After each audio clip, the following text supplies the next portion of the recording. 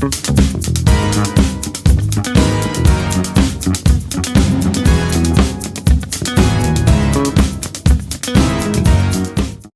Friends, नमस्कार। सभी लोगों का स्वागत है आपके इस यूट्यूब चैनल पर।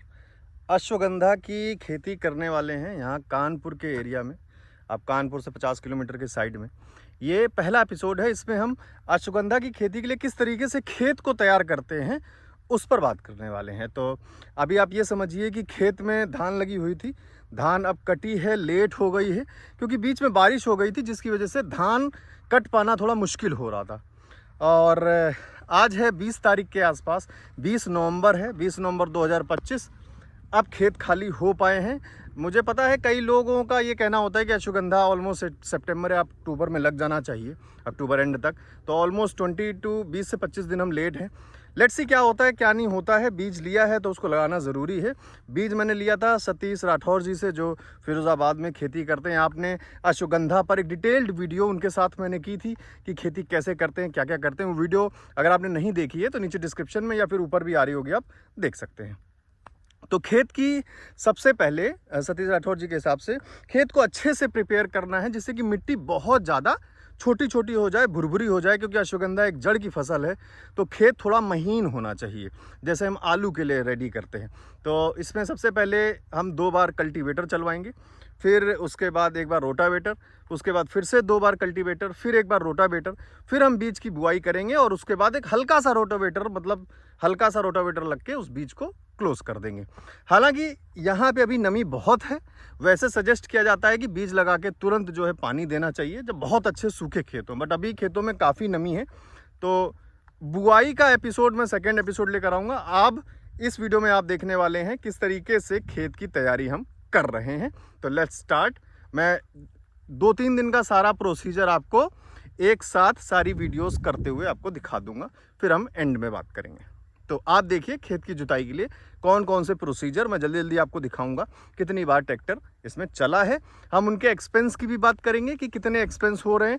तो खेत को फाइनली, मतलब बुआई से पहले खेत को तैयार करने में क्या खर्चा आया, कितना एरिया है, वो सब हम बात कर लेंगे अभी। तो चलिए शुरू करते हैं।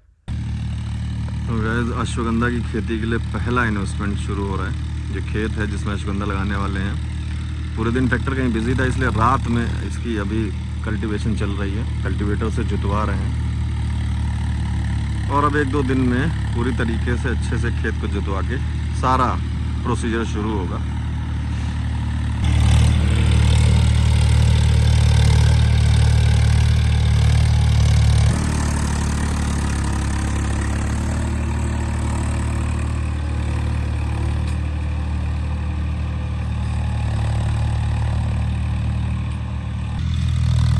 आज एक बार फिर कल्टीवेटर से खेत को दोबारा से जोता जा रहा है अश्वगंधा बुआई के लिए। इसके बाद इसमें रोटावेटर चलेगा। अभी फिलहाल कल्टीवेटर से एक बार जुत चुका था 2 दिन पहले, खेत को सुखाया गया है। आज दोबारा जो है कल्टीवेटर चल रहा है।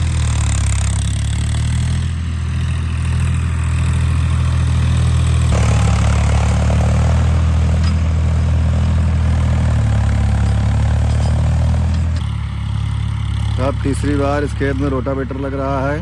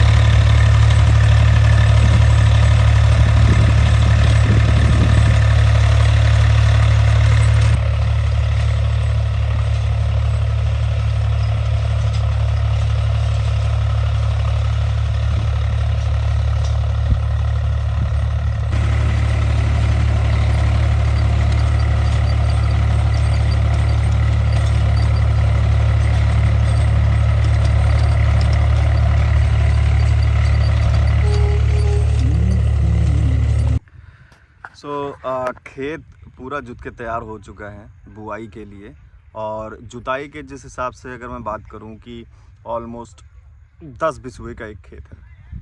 10 बिस्वा हमारे गांव में ऑलमोस्ट माना जाता है कि 1 एकड़ का 1/4 ऑफ एकड़, 1 एकड़ का चौथाई हिस्सा जो है ये खेत है जिसमें हम अश्वगंधा की खेती कर रहे हैं।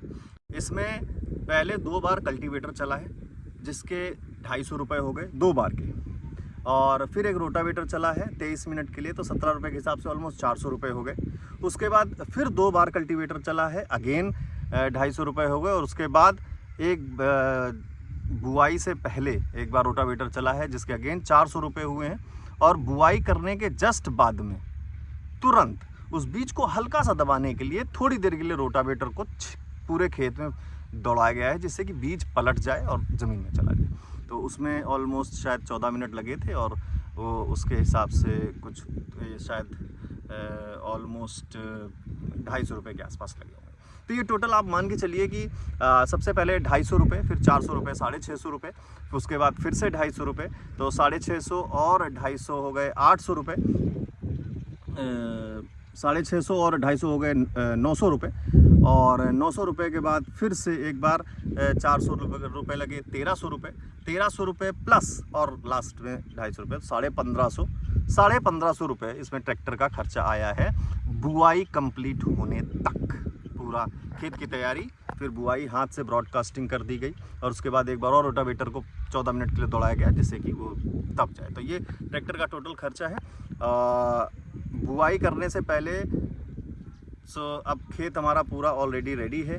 अब हम चलेंगे बुआई के प्रोसीजर में, और बुआई के प्रोसीजर में देखेंगे कि बीज को बोने के लिए हमने कौन कौन सी चीज़ें खरीदी, उसमें क्या क्या चीज़ें हमने लगाई, और जैसे यूरिया, DAP या फिर जो जर्मिनेशन के लिए अच्छा होता है वो सारे फर्टिलाइजर्स क्या यूज़ हुए हैं, कितने के पड़े हैं, कितना खर्चा है, वो सब हम नेक्स्ट एपिसोड में बात करेंगे।